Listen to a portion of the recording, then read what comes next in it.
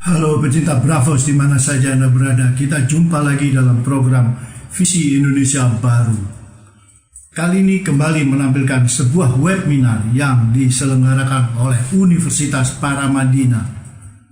Tema yang dipilih adalah tren transformasi media dan implementasinya pada kampanye pemilu 2024. Para pembicara dalam webinar ini melihat bahwa kemajuan teknologi media atau transformasi media, terutama teknologi digital, memang sesuatu yang tidak bisa dihindari atau dipungkiri. Dan ini pula yang menyebabkan banyak masalah terjadi, terutama dengan munculnya statement-statement atau posting-posting yang tidak bertanggung jawab, terutama hoax. Abdul Malik Gismar mengungkapkan bahwa sekarang ini yang betul-betul sangat merusak adalah politics of fear, politik ketakutan, yaitu menebar ketakutan ke masyarakat agar tidak memilih seseorang atau sebaliknya memilih orang yang lain. Dan politik of fear ini jelas bersifat eksplosif dan cenderung eksklusif atau konfrontatif, yaitu antara kami dan mereka. Dan politik of fear ini di Amerika telah menyebabkan atau merontokkan kepercayaan masyarakat kepada lembaga-lembaga yang sangat penting dalam demokrasi, yaitu media, presiden, parlemen, dan lembaga yudikatif. Dengan politik of fear ini, negara yang sudah mapan, yang sudah matang dan dewasa secara demokrasis bisa ambiar, bisa kembali ke era puluhan tahun silam, ketika masyarakat lebih sering menggunakan otot untuk memenangkan pertarungan politik. Tapi syukurlah di Amerika ada lembaga-lembaga termasuk pers yang sangat serius menangani orang-orang seperti Donald Trump yang memiliki kecenderungan untuk berbohong dan menebar ketakutan untuk memenangkan pertarungan. Bravos, your digital radio station. Saya mencoba mengangkat isu media and politics in the age of distrust. Kalau kita bicara mengenai emotional respon, respon emosi terhadap kandidat tertentu, sebetulnya studinya banyak. Ini saya ambil dari sejumlah studi ya. Dua yang sangat penting yaitu antusiasme dan kecemasan. Jadi orang itu apakah antusias terhadap kandidat tertentu atau cemas terhadap kandidat tertentu. Antusiasme di sini termasuk juga di dalamnya harapan, simpati, rasa bangga ya, terhadap kandidat tersebut. Nah, antusiasme ini yang akan membuat orang masyarakat mendekat ke kandidat tersebut. Kemudian memilih kandidat tersebut tentunya ya. Nah, emosi yang lain itu kecemasan terhadap kandidat tertentu itu, termasuk di dalamnya rasa takut, marah, tidak nyaman, dan barangkali malah ekstrim sekali jijik gitu, ya, jijik terhadap kandidat tersebut. Di Indonesia sudah banyak nih ekspresi-ekspresi itu, ya, jijik terhadap kandidat tersebut. Emosi ini tentunya akan menjauhkan orang dan membuat mereka tidak akan vote, memberikan suara terhadap kandidat tersebut. Yang menarik ya, yang perlu dicatat di sini, dua hal ini tidak ada dalam satu kontinum ya, tidak ada dalam satu kontinum. Jadi kalau nggak antusias itu cemas, nggak gitu. Atau kalau cemas berarti nggak jadi tidak dalam satu kontinum ya. Dia dua kontinum yang berbeda. Dalam arti begini, kalau kandidat itu ingin mendapatkan suara, mestinya yang ditekankan adalah menggalang antusiasme terhadap dirinya. Jadi itu satu. Dia nggak akan dapat suara, tidak akan mendapatkan suara hanya menjelek-jelekkan orang lain, ya, menjelekkan kandidat lain. Bisa saja kandidat lain yang dijelekkannya itu memang menjadi jelek di hadapan publik, tapi suara belum tentu pergi ke dia, ya. Apalagi kalau ini three-way race gitu ya, bisa-bisa rugi itu, tekok ya, attacking kandidat A, suaranya nggak pergi ke kita, tapi pergi ke orang lain misalnya gitu. Ini yang perlu ditekankan. Sebetulnya jadinya kalau mau memastikan vote terhadap kita, Jadi yang harus kita bangun adalah antusiasme publik terhadap kita, simpati, rasa bangga, rasa suka, harapan ya, harapan yang muncul bersama kita, itu yang harus ditekankan. Oke, pertanyaannya ini nanti di 2024 yang mana kira-kira yang akan banyak muncul ya? Biasanya secara sekilas saja, kalau nggak punya bahan, nggak punya modal untuk mengajak orang untuk punya harapan terhadap kita, punya simpati terhadap kita dan bangga terhadap kita, maka modalnya yang jelek-jelekin orang lain aja, ya. Jadi itu penting itu untuk dicatat. Nanti pertanyaannya kemudian kalau partai kita punya apa untuk dibanggakan, gitu ya. Nah, itu yang perlu ya, yang perlu kemudian di scrutinize gitu oleh media dan didorong saya kira, sehingga 2024 itu mudah-mudahan emosi yang disentuh itu mudah-mudahan lebih banyak yang membangun antusiasme, artinya positif, dibanding menjelek-jelekkan orang lain saja ya.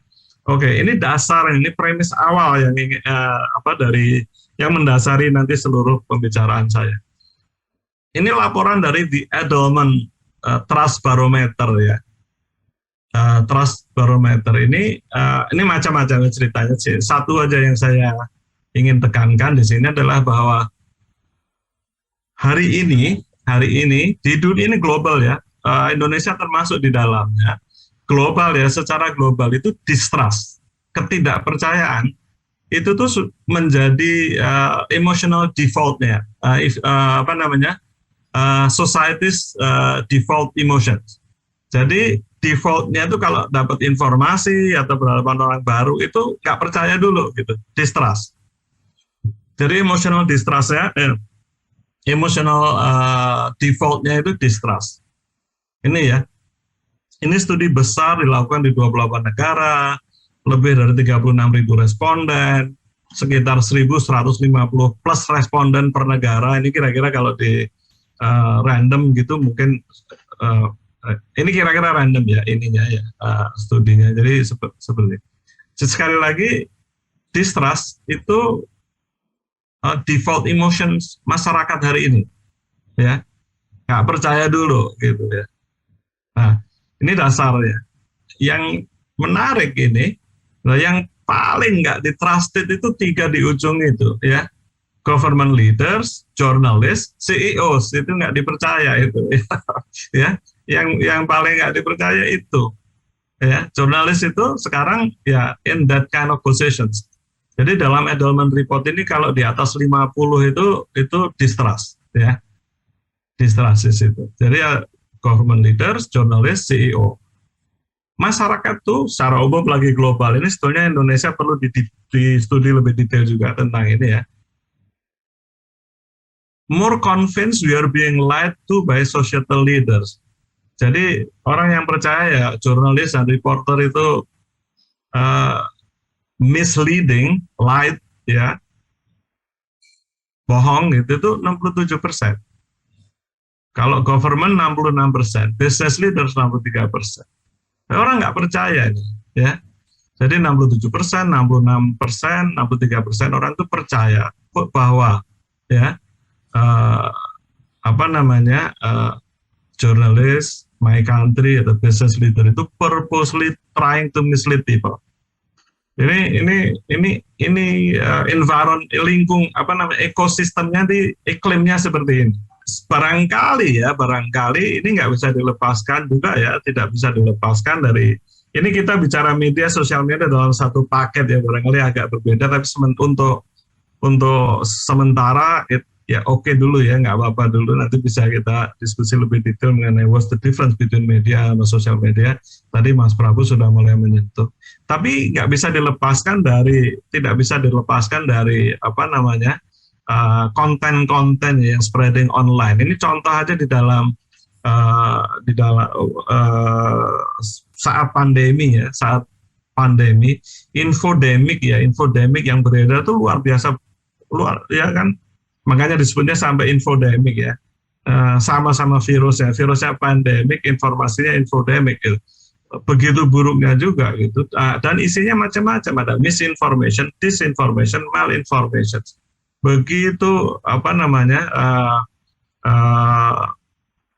dominan gitu ya, begitu kuatnya, begitu banyaknya gitu ya, sehingga memang sulit untuk tidak menimbulkan atau memunculkan iklim distrust tadi itu ya, distrustful, tidak percaya terhadap sebetulnya siapapun. Kemudian ke depan ini sebetulnya yang muncul adalah uncertainty untuk para voters ya. Bagi voters itu uncertainty.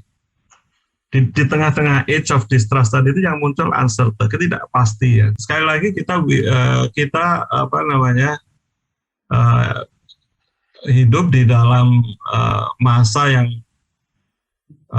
penuh ketidakpastian ya. Apalagi ada alternative facts gitu. Tadi there is no common ground anymore sebetulnya. Common ground ini sudah nggak, karena orang masing-masing punya quote-unquote alternative facts. Sebetulnya itu kan ironi betul ya. Opinion bisa punya different opinions, tapi facts mestinya nggak bisa dong. Facts-nya mestinya sama kan gitu ya. Jadi distrust sekali lagi is now society's default emotions. Nah, saya ingin lebih masuk sedikit gitu ya, sedikit saja, agak psikologis sedikit sekali. Kalau kita bicara mengenai distrust, secara psikologis itu stages-nya seperti ini kira-kira. Pertama memunculkan doubt ya, keraguan ya, keraguan terhadap apapun tadi itu. Kemudian muncul suspicion, kecurigaan. Setelah muncul kecurigaan, anxiety, muncul kecemasan, fear, ya. Nah, kalau udah takut ya harus self protect kan, dengan cara apapun, mencoba memproteksi diri, melindungi diri. Transpose ini, kondisi seperti ini atau perasaan psikologi seperti ini ya ke dalam ranah politik ya. Nah, kalau ini transfer gitu ya ke ranah politik, maka yang muncul sebetulnya adalah politik of fears ya, politik ketakutan ya, karena emosi itu adalah sumber energi yang luar biasa. Orang kalau takut itu kalau nggak fight ya flight gitu ya. Orang kalau takut di ujung sana tadi itu dia fight atau dia lari kan gitu ya. Jadi emosi ini sumber energi yang luar biasa, dan politisi ngerti betul saya kira, maka dimanfaatkan betul-betul gitu ya, dimanfaatkan betul untuk tadi itu menggalang suara, mendulang suara ya. Maka politik of fear menjadi sangat-sangat mungkin muncul. Nah, karakteristiknya biasanya di politik of fear ini bahasanya akan pakai bahasa-bahasa yang populis barangkali ya, populist communications. Yang biasanya itu elemennya itu kira-kira yang pertama kali diusung itu polarisasi ya. Kemudian anti-elitism ini elitnya itu bisa apa saja ya. Kemudian yang ketiga exclusionism ya, eksklusif sekali biasanya. Jadi sekali lagi dia mengusung polarisasi, societal divide gitu, antara in group, kelompokku ya, dan out group, antara kami, kita, the people, rakyat dengan mereka gitu. Nah, kami dan mereka ini bisa macam-macam ini ya, bisa macam-macam, tergantung konteks. Kalau di Belanda misalnya, ya di Belanda, natif itu, orang Belanda asli, nativis mereka, penjelasannya. Nativis, semacam putra daerah lah gitu ya, orang Belanda asli gitu. Merekanya siapa? Ya kaum imigran. Itu di Eropa kurang lebih seperti itu semua barangkali. Divide-nya seperti itu ya. Dan itu kemudian kami itu selalu morally superior ya. Selalu di pihak yang benar, selalu yang teraniaya, selalu yang terpinggirkan, selalu yang terancam, selalu yang tereksploitasi, dieksploitasi. Nanti saya nggak akan sebut sekarang di sini, mudah-mudahan muncul dalam diskusi, karena saya kira kita semua merasakan ini banyak juga muncul di Indonesia gitu ya. Kemudian, nah ini mengatasnamakan rakyat tadi, we the people, perjuangannya untuk rakyat, untuk bahasa lain barangkali umat ya, yang seperti itu. Everything else di luar itu adalah keliru, salah ya. dan morally inferior. Saya ingin dengan latar belakang tadi itu kita menengok Amerika, belajar dari kasus Amerika tahun 2016 dan kemudian 2020. Trump lah, ini eranya Trump.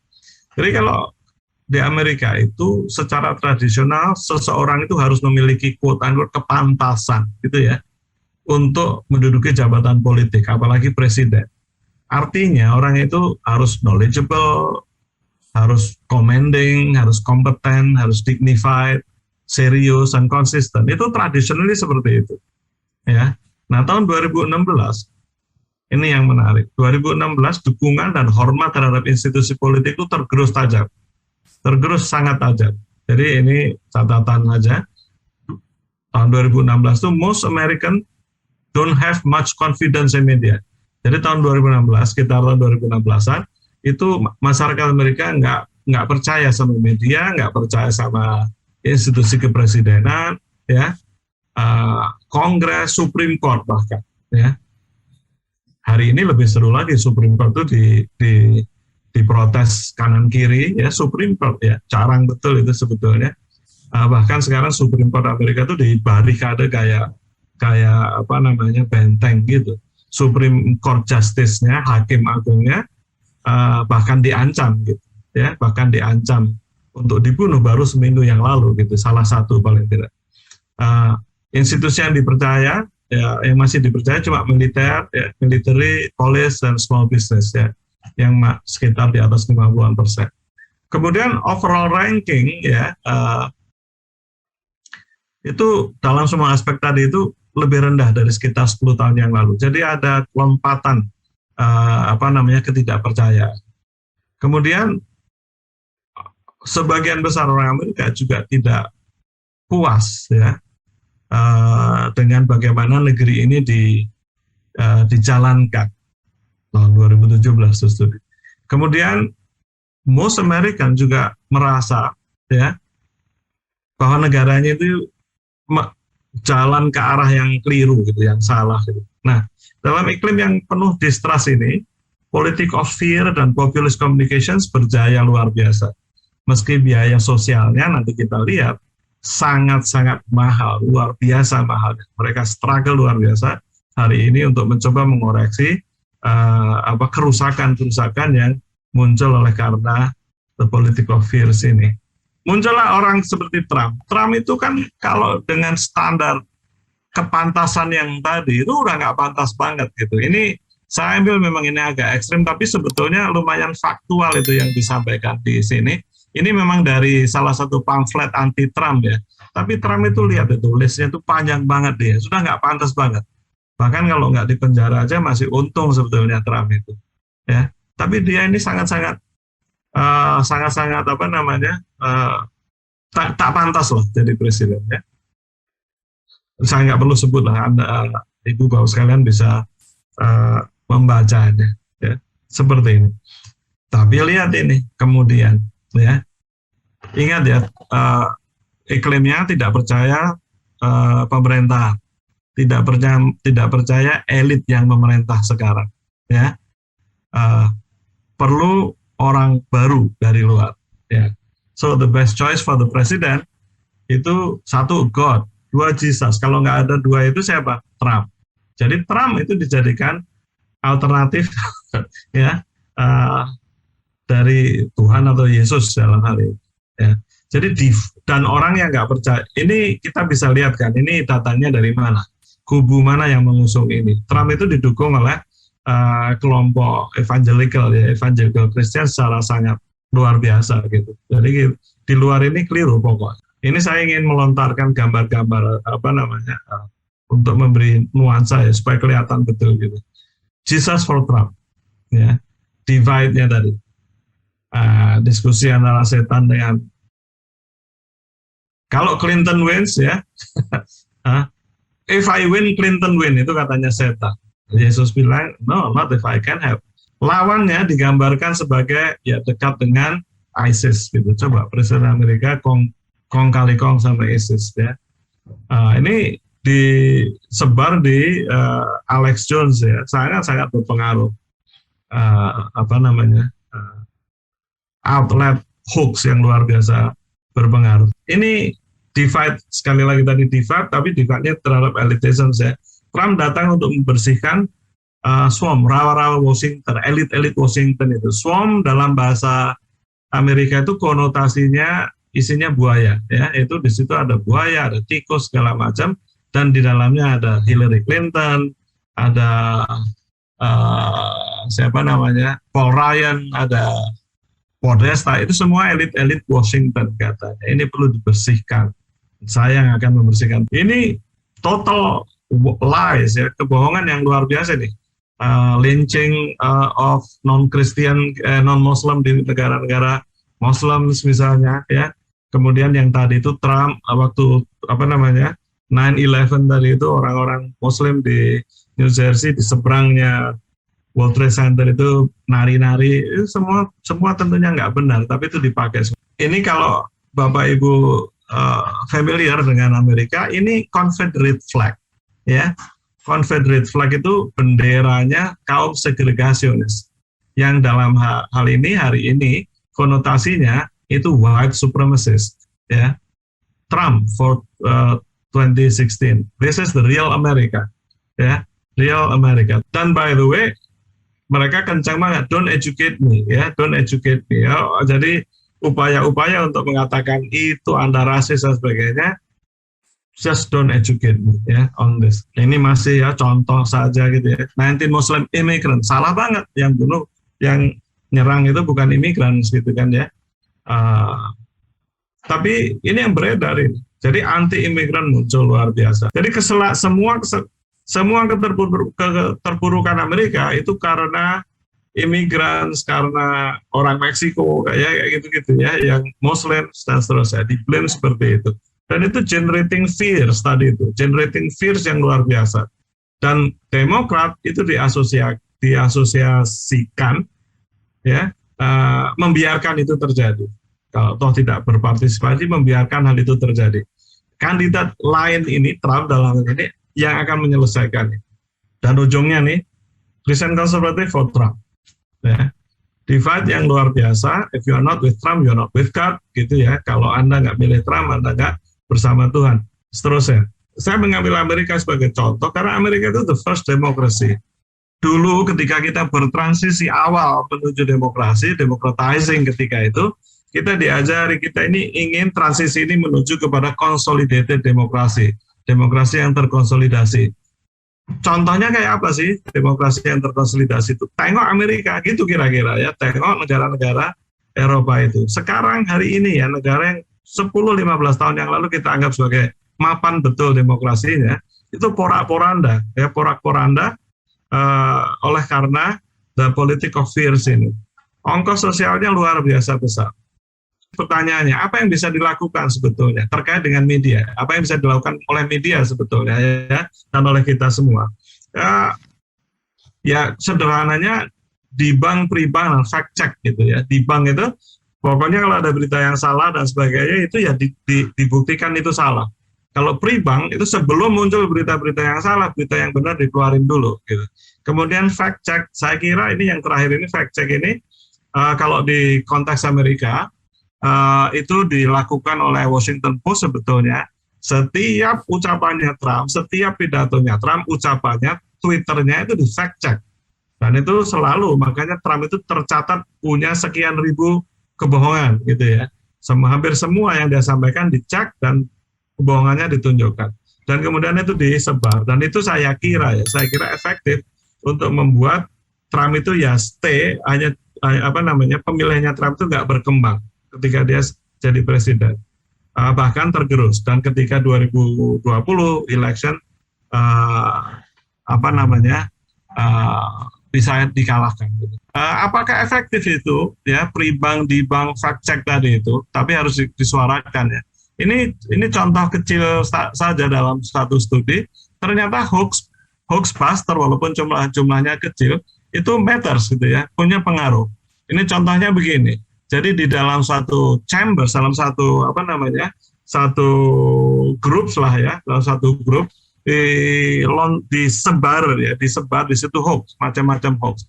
Dua kelompok, yang satu ini diisi atau ada di dalamnya yang mendibang hoax-hoax tadi itu, sementara yang lain tidak. Ini kita bisa lihat bahwa di kelompok di mana hoax itu selalu di-challenge di bank, itu penyebarannya atau sebarannya menjadi relatif lebih kecil daripada yang lain. Barangkali kita bisa mencoba mereka-reka melakukan ini. Bravos, your digital radio station.